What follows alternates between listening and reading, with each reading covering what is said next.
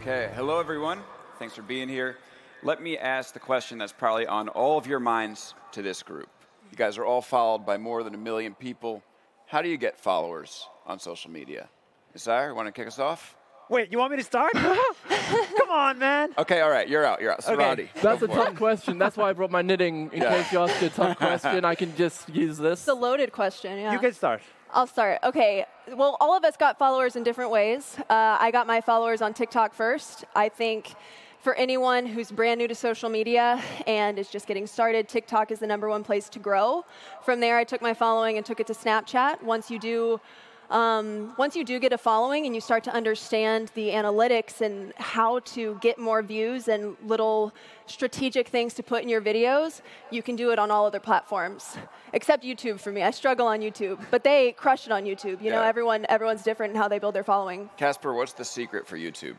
For YouTube, well, collaboration. I know you disagree with me. I disagree. That's why, again, I have my knitting, because when we have arguments, I get nervous and I get to knit my way through it. All right. But no, for me, it was collaboration. I was lucky enough to be in the early days where you could give each other shout-outs and you would grow tens of thousands of subscribers through collaborating with other creators. And then further on in my career, I was able to collaborate with the likes of people like Ed Sheeran, Kevin Hart, even got to meet the Queen a couple of times. I'm not sure if it was an official collaboration or not between her and I, but to me, I looked at it like one. So collaboration is key, consistency, watch time as well, and reminding people that they can subscribe. It's free, it's supportive, and it's a great way to receive content notifications. Yeah. That makes sense. I guess the question is, how can this person sitting over there get 1 million followers? That's the question. How? TikTok. Okay, TikTok. so I think it boils down to 3 things. One, be interesting. Just don't be goddamn boring. Say something, scream when you have to. Look interesting, say something controversial, say something that you deeply believe in. People tend to follow. 2, be privileged. Have enough money in the bank to focus on content creation.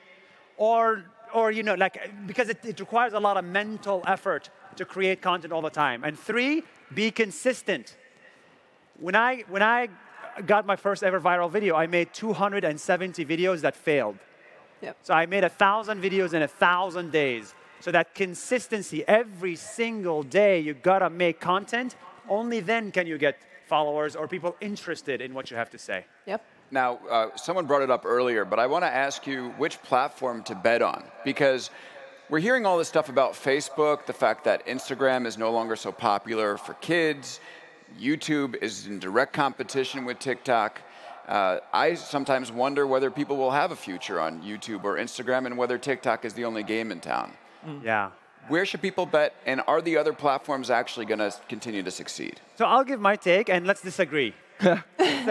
I started my journey on Facebook. I know it's not a creator platform, but I love Facebook. We got over 38 million followers on that platform in 13 different languages. I believe Facebook has the ability to make you go viral within a day. I don't think YouTube has that ability in the last 13 years, but Shorts has changed the game. The general answer is this. You should be at a platform in which there is demand for content, but not enough supply of content. TikTok blew up. There's a lot of demand for content, but not enough supply of content creators. That's why you make a video and it goes viral. So now, I think TikTok has that imbalance. YouTube Shorts has that imbalance, and LinkedIn has that imbalance. I love that.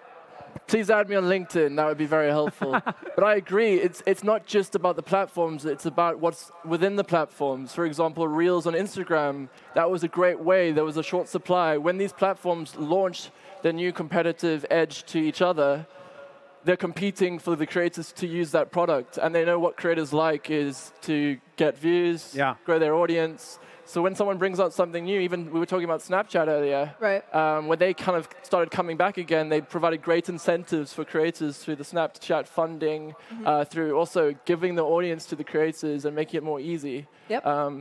That's what everybody wants. I mean, for me, I went from TikTok to Snapchat, and I immediately blew up on Snapchat. And then I really started pushing on my Instagram Reels. So I'll take my TikTok videos, post them on Instagram, Snapchat, TikTok, Facebook, and my YouTube Shorts. All 5, and they'll all have different reactions. Sometimes they do great on TikTok and go super viral, and are horrible on Facebook and Instagram because it's such a different audience. So, I mean, you asked which platform I would bet on. I personally love Snapchat. I know it's different, and they might disagree because we are different, but Gen Z, they're all on Snapchat, and if you are trying to look for a younger audience, that's where you go. The content isn't the greatest on their platform, but the content isn't great on a lot of platforms like Netflix. You don't like Snapchat, so why don't you answer No. that? I love Snapchat. If someone is listening, I love Snapchat. Snapchat, don't work with Nas Daily. I would say this, though. And that's a good point, Sarati, is like, what audience do you want? Yeah. If you want kids, go to YouTube Shorts, TikTok, and Snapchat. If you want CEOs, go to LinkedIn. If you want technology people, go to Substack. If you want 25 and above, go to Facebook. I want 25 and above. I don't care about kids. Yeah. So that's why I love Facebook. Yeah. Because the audience is someone I can relate to. So I think that boils down to what audience do you want? But for me, I do all of them, all 5, so I can have this whole variety. Because on my Facebook, which I have been growing a lot this year, I do have 25 to 40-year-olds. And it's great because I'm pregnant and starting a family, and I'm married. And yeah, the kids don't really relate to me, but they do look up to it because they're like, that's what I want. So I'm a goal for people on Snapchat and TikTok, and on Facebook, I'm like relatable because they're my age too. So it's a nice little variety. Right. There's a lot of business professionals in the audience. LinkedIn's come up twice, which has been a bit of a surprise. Do you guys have any idea what to do on LinkedIn that will actually generate a sustainable, healthy audience? Caspar, do you have any thoughts? Yeah, I love LinkedIn. As a creator, I took a slightly different route from a lot of creators. So Creator Collective Capital is a fund I co-founded, and we did a research report where we looked in to what creators were doing with their businesses, what kind of businesses were they launching, and 40% of the businesses were fashion, 20% were beauty, and the rest were food and fitness, etc., and only 1% were B2B. So I'm like, oh, in hindsight, I launched a B2B company with my great co-founder, Ben Jeffries, called Influencer.com. And that's probably why we had a little bit more success than if I competed with everyone in the fashion space. And so I am obsessed with LinkedIn because as a creator, I get opportunities like coming to Web Summits, talking, saying Influencer.com in front of all these incredible people, hopefully some investors too. And I wouldn't get that opportunity as easily not being a creator. So what I'm saying is, use LinkedIn. If you're an entrepreneur, become a creator on LinkedIn because you can get these massive opportunities that you just maybe wouldn't get in other places. But that can also happen on Instagram. It can also happen on Facebook. But what should people be posting on LinkedIn? So for me, it's been more personal thing. For example, I struggle with anxiety, especially before performing or public speaking. Hence why I've brought my knitting. Also, I have to finish this in time for Christmas for my mom. Is it going to be a scarf? Yeah, it's a really wonky scarf. Nice. But opening up about things like that, more personal, not just, oh my God, we made $1 million today. That kind of stuff doesn't really work very well. I think people want to see a true behind the scenes of what it's like starting a company. Makes sense. If I were to add to that, so 2 weeks ago, we started a LinkedIn show for the first time in 5 years. And my chat with the LinkedIn leadership basically made me realize that in the next few months, 60% of the news feed will most likely become video. Images are dead. Text is dead. So video is the future. Let's all agree on that, and then metaverse. So if the newsfeed of LinkedIn is going to be 60... You believe the metaverse is going to happen? 100%. Okay. But Never bet against dedicated people. Okay. So 60% is going to be video. Again, imbalance. Nobody's creating video content on LinkedIn. That's the opportunity. Your profile is going to change. I don't care about where you studied 20 years ago. I care about your most recent post.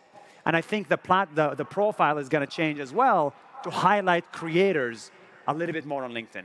I also think that on LinkedIn, because I use LinkedIn, I wouldn't be here if it wasn't for LinkedIn. I was invited through there. It separates creators that are using social media as a business and not just for followers and likes. Yeah. Right. When I go on LinkedIn and I see other TikTokers, people on Snapchat, Instagram, that are really using LinkedIn and posting articles and sharing what's going on in the platforms, I automatically have more respect for them because they get it's a business and they're not just doing it to get clout, for example. And let's talk about the business side for just a minute. Now, people think about social media influence. The first thing they think about is it's a way to make money. on advertising. The second thing that I think is actually more important is what else it gets you. And we've touched on it a little bit in this process. I mean, Sarah, you and I, well, we've talked earlier about how if you're relying only on advertising, you're dead. And so what else can you use a big social media following to get outside of advertising? And how can people in the audience apply that to their business? So look, people need to remember that distribution equals money. Forget ads. If you reach 1 million people on the internet, most likely one of them is the CEO of a company watching your video in the bathroom, and he's like, oh, we should use this person in my company. Let's give him $100,000. That's how the world works. So when it came to the story of Nas Daily, I indexed on distribution. I don't care about ad revenue. 100, 200, 300 million views per month. And then we built the company on top of it, in which we went to the company people. You've seen the video in your bathroom. Now let's work together. And that's why now we're like 120 people as a company. We're venture-backed. We just raised $11 million for Nas Academy. The investors also knew the videos, and it made the process of raising money and hiring people 10 times easier. Let's hear from this side of the stage. Yeah, so something I'm super excited about, which is the next stage of my journey. I mean, launching influencer.com, we now have 75 people. And we should say, it connects brands with influencers. So we do what originally I made most of my money as a creator doing, which is brand deals, revenue through content and working with brands directly. But since then, I learned about venture capital and the opportunity that comes with that, and you spoke about it yourself. And I see creators as the next big angel investors, the next big venture capital people, because they provide more than just money. They're a value add. They know what's about to happen within the market. They know what their audience wants to see, and they're a marketing channel as well. So they're a great value add investor. So at Creator Collective Capital, we're working with the world's biggest creators to help them diversify their revenue streams and not just rely on ad revenue, but also venture capital as an asset class. So they can use their following to invest in other companies and help give them reach. Exactly. Sarati? I just think it gives you freedom. I think having a following is very powerful in a lot of ways. And with me, I just started my own fitness company called Sarati Body, and it's been really wonderful. I want to start a health and wellness brand after I have my child. That's like my next step. But we're also all on different levels. You've said you've been 10 years in social media, 5 years. I'm a granddad. I've been 2 years full-time, 3 years total. First year really trying to push myself and make it. So I'm at this stage of just starting the company aspect and just trying to really market myself in that way, because you also don't want to push your followers away. There's like a middle line of how much am I going to sell to you before you sit and go, that's too much. You know, so that's where I'm at. And in a couple years when I come to Web Summit, hopefully I'll have this like billion-dollar company, or, you know, we'll see. But it's a really interesting thing that you have that freedom to do. Yeah, and speaking of too much, you all have at certain points of your life, or even today, spent your life making content, right? Right. Everybody here has to make content for their jobs.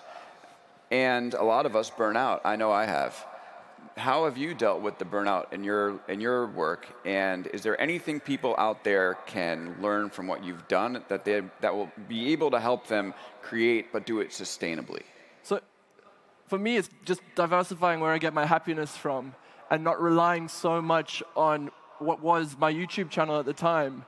And I used to look at the views every day and go like, oh my God, are they going up? Are they going down? Are they going left? Are they going right? And I realized like that's all I cared about at a certain point, and I had to find out what else in life gave me meaning. And for me, a big part of that was meditation. Things like, seems very silly, but knitting is something Tom Daly taught me about. These sorts of things can bring so much more meaning. And I think that people who are creators, they feel like they're in this rat race because they're constantly struggling for views against the algorithm, competing. And also, if they don't have a diversified revenue source, it becomes very difficult when they see their numbers going down. So yeah, that's my take. For me, I do a couple of things. Number one is screen time. If you don't have screen time on your phone, I highly suggest doing it. It's something that changed my entire viewpoint on social media at the beginning of the year. I was having really bad mental health problems and anxiety. I mean, you're constantly checking your phone, and when you get thousands of comments and notifications every day, it's like that's where all my attention goes. So from 9 a.m. to 7 p.m., I get notifications. After that, I get none until the next morning, and it allows me to actually have a job. It's like my 9 to 7. That's how I do Boundaries. it. Yeah. And then the other thing is not finding your worth in your views. Everybody does it. If you have a viral video, like the feeling you get is just you're on top of the world, and you can own anything and do anything. And then when you have a bad day, it just crushes you. So yeah, doing other things that provide you happiness, having good people in your life, and just putting it down for a second and being like, you know what, without this is this like weird virtual thing, I'm still a person and everything's okay. Can you be happy creating content on social media for a living, whether you do it as your own person or whether you do it for a company? The answer is no. I think you can. If you're trying to make happy. content and you want to be happy, it is impossible. Here's why. Humans are built for 150 connections, 150 friends. That's like for the last thousands of years, you have 150 connections max. That's what your brain can tolerate. If you're a content creator, all of a sudden you have 15 million connections and 1.5 million haters. Yep. What the hell? I'm not used to getting a million hate messages. Yeah. No human is built for that. So what do you do? Find balance. Oh, I don't believe in balance, so I think... I've found balance with it, or somebody else reads it for me. I mean, I do read it to a certain extent. You have to just see how you're being perceived online, but everyone is different. So we talk about this, and I am very happy in mine because I've figured out something that works. Yeah, all right, I want to do let's do a lightning round before they kick us off stage. Okay. Couple of questions for the panelists. Number 1, Facebook or Meta? Meta. Meta. Facebook. Ooh. I think it's kind of scary what's happening. Okay. Lisbon by day or Lisbon by night? Lisbon by day. We get to be on the main stage during the day. I mean, this is great. Lisbon by day. This is my first time here, so I like all of the times a day. See, this is how you guys keep balance. You just chill at night. Okay, 1,000 followers or $1,000? 1,000 followers. 1,000 Followers. followers. 1 million followers on $1 million. 1 million followers. 1 million followers. Million followers, yeah. 10? I mean, it makes you more money. 10 million? 100 million? 10 million. 10 million followers. 1 billion followers. 1 billion followers. 10 billion followers. No, 10 million followers makes you more than $10 million if you do it right. Of the right platform. Yeah. Not on TikTok. Hey, you don't know that. I know that. Different people, you know. When do you stop? Well, actually, we're out of time. But just quickly, what's your number and makes you stop, money-wise? This is not a mission to become famous. Okay. This is a mission to make value. You create value when you create content. Therefore, you should never stop. I like it. All right, that's all our time. Thank you so much. It's been a blast. Thank you. Thank you, guys. What a great panel.